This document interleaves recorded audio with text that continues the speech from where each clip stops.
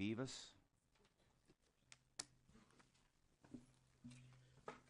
Good afternoon. My name is Jonathan Hardy.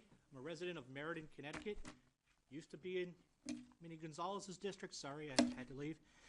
I'm an executive member that handles permit issues for Connecticut Citizens Defense League. I can answer some questions on that, but I am also a firearms instructor as well. There's been so much that's been hammered on open carry so far, and a few points I would like to make. Up until recently, I ran one of the largest groups with a few other people that protected these rights. And in every instance, because of my position at CCDO, when there's a permit problem when it comes to open carry, the problem usually has been, the law as it stands now corrected the problem.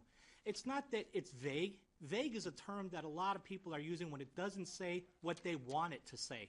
That is it. Right now, we are in league. You heard about 5 states Mr. Pinciaro had mentioned a little bit earlier. One of those states that he even mentioned is Kansas, which has no permit requirement whatsoever, so they're not going to ask you for your permit. That's how the stats are. Now, the other question I could actually bring up to you, because I attend more firearms board hearings than anybody else that doesn't have a hearing that's not on the board, and I can tell you what happens in these cases. Breach of peace had been mentioned before.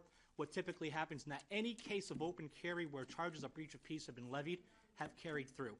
It just hasn't happened.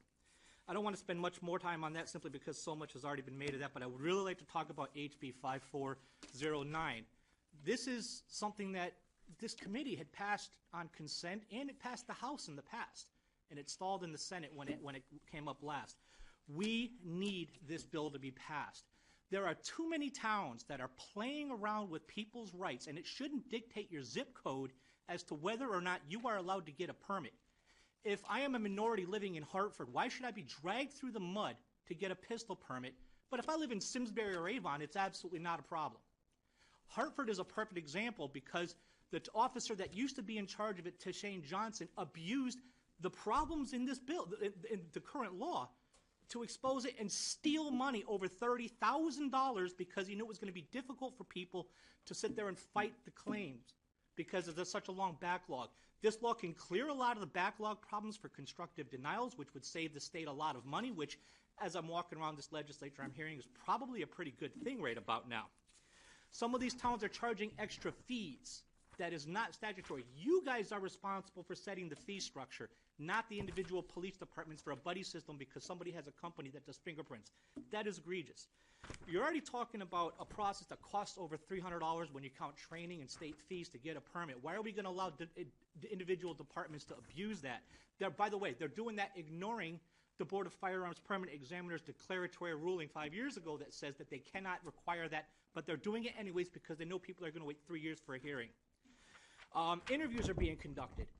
Just recently, November 7th, 2013, the Freedom of Information Commission had a case that came up, and they reaffirmed that a citizen, when they're applying for a permit, has the same protection of those people that have pistol permits. Many of these towns are setting themselves up, and it's about to happen because organizations like ours tend to do pretty well raising funds, that we're going to look at addressing these kind of issues because they're violating the Superior Court's rulings right here. Waivers, again, are just a huge one. We've actually had some waivers that actually flat out violate Americans with Disabilities Act, Civil Rights Act, because they go on racial issues, handicap issues, and everything else. That's been documented. Towns like Manchester, Waterbury, and Middletown are completely violating the law because they know that it's going to take 11 months for someone to get a hearing. If they're going to issue, it's going to be 11 months, or it's going to be 3 years plus that 11 months, and that's a due process violation, which we're racking up to be a potential suit as well.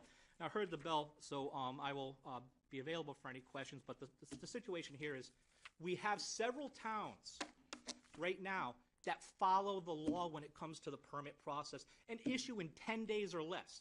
They use the exact same system that every other 169 towns for selectmen's issuing authorities use.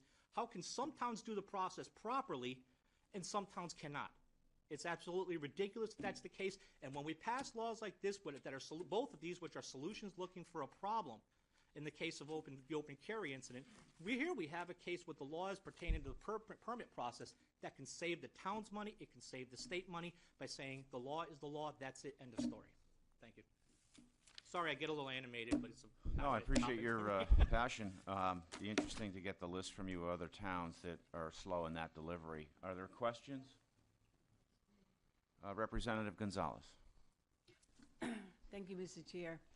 Thank you for coming and testifying, and if you're not happy in Meriden, you always come back to my district. Thank you. I used to live right down the street and stare at this dome every day and look at me. Oh, by the way, this is the first time I've actually testified in front of all you guys, and it's not dark outside, so this is an impressive change. And you did a great job. We do try to move things along in this committee, so thank you for your testimony. Seeing none, thank you again. Ray Beavis,